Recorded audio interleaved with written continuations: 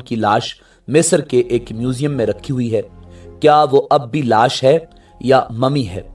क्या अल्लाह रब्बुल इज्जत ने कुरान मजीद फुरकान हमीद में इरशाद फरमाया कि उसकी लाश क़यामत तक रखी जाएगी? इस हवाले से ईसाइयों और यहूदियों का क्या अकीदा है और मुसलमानों का क्या अकीदा है, यही हमारी आज की वीडियो का मौजू होगा। और आज हम आपको फिरौन के गर्क होने और उसकी लाश के हवाले से हैरान कुन हकायक बताएंगे। नाज़रीन, साल 1891 से पहले इस दुनिया का कोई इंसान नहीं जानता था कि खुदाई का दावा करने वाले फिरौनों की लाशों का क्या हुआ था, या उनकी बाकियात कहाँ हैं, या कहीं हैं भी या नहीं।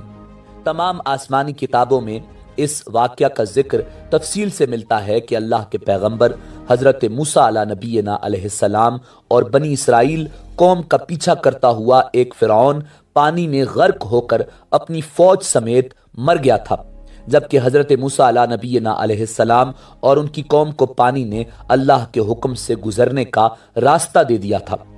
मगर उसके बाद उसका क्या हुआ था, इस बारे में किसी भी किताब में नहीं लिखा हुआ, मगर कुरान मजीद फुरकान हमीद में उसके अंजाम के बारे में एक बहुत ही अजीब बात लिखी गई थी, जिसकी किसी को समझ नहीं थी। कुरान पाक की सूरह यूनुस की आयत नंबर 92 में अल्लाह रब्बुल इज्जत ने इरशाद फरमाया, फल यौम नुनज्जीका बिबदनिका लितकून लिमन खल्फका आया व इन्न कसीरम मिनन नासी अन आयातिना लगाफिलून।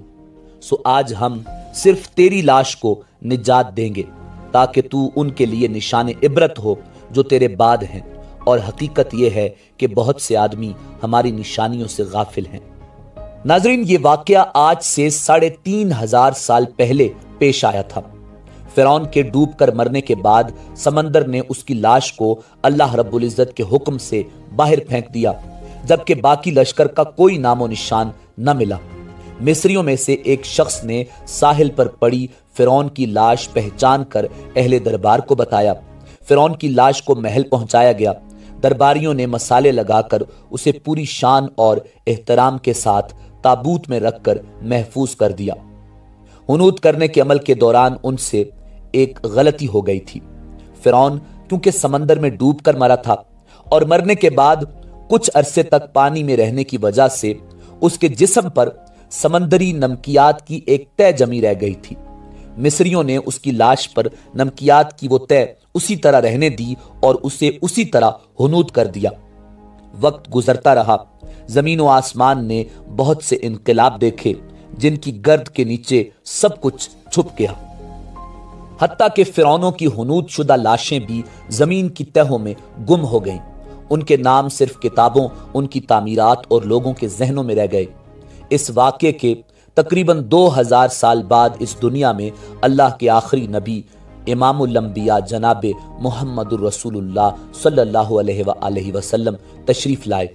उन पर नाजिल होने वाली आखिरी किताब कुरान मजीद फुरकान हमीद में फिरौनों के किस्से बड़ी तफसील के साथ बयान किए गए थे, और उसी सिलसिले में उस फिरौन का जिस्म महफूज करने की बाबत आयत भी नाजिल हुई थी, जिसकी सच्चाई पर सब अहले ईमान का पुख्ता यकीन तो था, मगर वो समझने से कासिर थे कि उस खुदाई का दावा करने वाले की लाश कहाँ महफूज की गई और कैसे उसे इबरत का निशान बनाया जाएगा।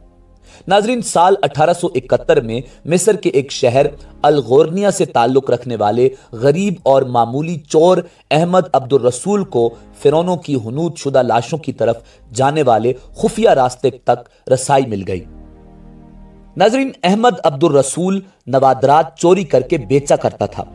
एक दिन वो दरियाए नील के किनारे के करीब तबीसा के मकाम पर उसी सिलसिले में फिर रहा था जब उसे एक खुफिया रास्ते का पता चला। वहां वो नवादरात की चोरी के लिए जगह खोद रहा था कि उसी दौरान उसे कुछ लोगों ने पकड़ लिया और पुलिस के हवाले कर दिया। वो जिस जगह को खोद रहा था वहां से मिलने वाले रास्ते की जब मुसलसल खुदाई की गई तो साल 1891 को दूसरी ममियों के साथ उसी गर्क होने वाले फिरौन की लाश भी मिल गई। उसके कफन पर सीने के मकाम पर उसका नाम लिखा हुआ था। उन ममियों को माहिरीन काहिरा ले गए। जब उन ममियों का तफसील से जायजा लिया गया तो फिरौन वाली ममी पर जमी नमकियात की तय से तस्दीक हो गई کہ یہ وہی فرعون ہے جسے اللہ رب العزت نے پانی میں غرق کر کے بدترین انجام سے ہمکنار کیا تھا۔ ناظرین، یہ بہت بڑا واقعہ تھا۔ اس کی تصدیق کے لیے دنیا بھر کے ماہرین آثار قدیمہ اور سائنسدان مصر کی طرف جانے لگے۔ مختلف سائنسی ٹیسٹ کرنے کے بعد دنیا بھر کے سائنسدانوں نے تصدیق کر دی کہ دوسری سب لاشوں کی نسبت صرف فرعون کی لاش پر ہی سمندری نمکیات کی طے جمی ہوئی تھی۔ اس تصدیق کے بعد اسے فرعون کی لاش قرار دے کر عجائب گھر میں محفوظ کر دیا گیا۔ سال 1982 میں فرعون کی ممی خراب ہونے لگی تو اس وقت کی مصری حکومت نے فرانس کی حکومت کو درخواست کی کہ فرعون کی ممی کو خراب ہونے سے بچایا جائے، جدید سائنسی ذرائع سے اس کی موت کی وجہ بھی معلوم کی جائے۔ مصری اور فرانسیسی حکومت نے مل کر ممی کو فرانس لے جانے کا انتظام کیا اور اس سلسلے میں فرعون کی ممی کو فرانس لے جانے کے لیے فرعون کی ممی یعنی اس لاش کا پاسپورٹ بنایا گیا، کیونکہ فرانس کے اندر داخلے کے لیے اس وقت لاش کا بھی پاسپورٹ بنوانا ضروری تھا۔ زیر نظر تصویر میں آپ اس وقت کا بنایا ہوا فرعون کا پاسپورٹ دیکھ رہے ہیں۔ ناظرین، کہا جاتا ہے کہ جب فرعون کی لاش کو فرانس پہنچایا گیا تو ایئرپورٹ پر اس دور کے فرانسیسی صدر بذات خود حکومت کے اعلیٰ عہدیداروں، تمام وزراء اور فوج کے افسران کے ساتھ استقبال کے لیے موجود تھے۔ فرعون کی لاش کا استقبال کسی عظیم زندہ بادشاہ کی طرح کیا گیا۔ فوجی دستوں نے سلامی دی۔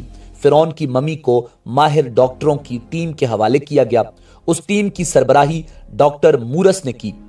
مائکروسکوپ ٹیسٹوں کے ذریعے ممی کے تمام اعضاء کا باریک بینی سے جائزہ لیا گیا تو معلوم ہوا کہ اس کی لاش اور جسم میں سمندری ذرات ابھی تک موجود ہیں اور اس کا گوشت ہر روز تازہ ہوتا ہے اور بڑھتا ہے، اور موت کی وجہ بھی پانی میں ڈوبنے کی وجہ سے ہوئی تھی۔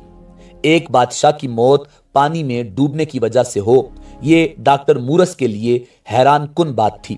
اس نے اس ممی کے بارے میں مزید جاننے کی کوشش کی تو اسے معلوم ہوا کہ اس بادشاہ کی موت کے حالات مسلمانوں کے نبی امام الانبیاء جناب محمد الرسول اللہ صلی اللہ علیہ وآلہ وسلم پر اترنے والی کتاب قرآن مجید فرقان حمید میں تفصیل سے درج ہیں۔ اسے علم تھا کہ جہاں سے یہ لاش ملی ہے وہ ایک اسلامی ملک ہے۔ تجسس کے ہاتھوں مجبور ہو کر وہ مصر پہنچا۔ وہ ایک سائنسدان تھا۔ اس نے اس معاملے میں مصر کے ایک سائنسدان سے ملاقات کی۔ اس سائنسدان نے قرآن پاک کھول کر اسے سورہ یونس کی آیات 90 تا 92 کا ترجمہ لفظ بلفظ سنایا۔ فرعون کا خدائی کا دعویٰ، اس کا پانی میں ڈوب کر مرنا اور پھر پانی سے نکال کر اس کی لاش کا حنوط ہو جانا اور پھر دوبارہ لاش کا ملنا اور پھر اس کی لاش کو جدید سائنسی دور میں دوبارہ محفوظ کیا جانا، سب کا اشارہ ایک جانب تھا اور بہت واضح تھا۔ ناظرین، یہ اللہ رب العزت کی شان، مقام اور مرتبہ ہے کہ اس نے فرعون جس نے خدائی کا دعویٰ کیا اور اس پروردگار عالم کے مقابلے میں آیا، اس کی لاش کو قیامت تک نشان عبرت بنا دیا۔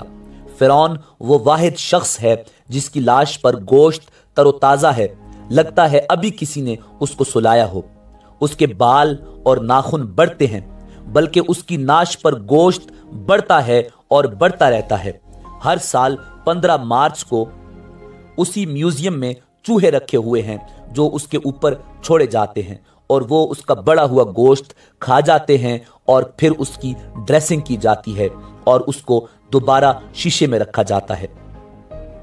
ناظرین، فرعون کی لاش کے بال بالکل صحیح، آنکھیں، ہر چیز بالکل صحیح سلامت۔ وہ لگتا نہیں کہ یہ 3500 سال پرانی ممی ہے۔ ممی اور لاش میں فرق ہوتا ہے۔ ایسا لگتا ہے کہ یہ نئی اور تازہ لاش ہے۔ موسیٰ علیہ السلام اور ہمارے آقا کریم نبی آخر الزماں امام الانبیاء جناب محمد الرسول اللہ صلی اللہ علیہ وآلہ وسلم کے درمیان 2000 سال کا فرق ہے۔ میں تمہارے جسم کو نجات دوں گا اور لوگوں کو کہوں گا کہ دیکھو یہ انجام ہے خدائی کا دعویٰ کرنے کا۔ ایک دفعہ موسیٰ علیہ السلام نے پوچھا، اے پروردگار عالم، تو فرعون کو اتنی مہلت کیوں دیتا رہا؟ وہ تو کہتا تھا میں خدا ہوں۔ تو اللہ رب العزت نے ارشاد فرمایا، یہ کمبخت اپنی رعایا میں عدل کرتا تھا، اس لیے اس کو میں مہلت دیتا رہا، جب اس نے ظلم کیا تو پھر پکڑا۔ ناظرین، فرعون کی لاش کے حوالے سے عیسائیوں اور یہودیوں کا یہ عقیدہ ہے کہ فرعون پانی میں غرق ہو کر ہلاک نہیں ہوا تھا، بلکہ وہ اس وقت بچ گیا تھا اور بعد میں طبی موت مرا۔ اور قرآن مجید فرقان حمید کی آیات بینات کے مطابق مسلمانوں کا یہ عقیدہ ہے کہ فرعون کو اللہ رب العزت نے پانی میں غرق کر دیا تھا اور قیامت تک اس کی لاش کو نشان عبرت بنا دیا۔ ناظرین، فرعون کی ممی نہیں بلکہ لاش ہے۔ فرعون کی لاش ایسے محفوظ کر کے دنیا کے سامنے لا کر رکھ دی گئی کہ انٹرنیٹ کی ایک کلک پر، رسائل و جرائد پر، ٹی وی چینلز پر اور عجائب گھر میں اربوں انسانوں کی آنکھوں کے سامنے پچ کی قابل ترس حالت میں موجود ہے، عبرت کے لیے، سوچنے کے لیے کہ عبادت کے لائق اور ہمیشہ رہنے والا وہی ہے جو سب کا خالق اور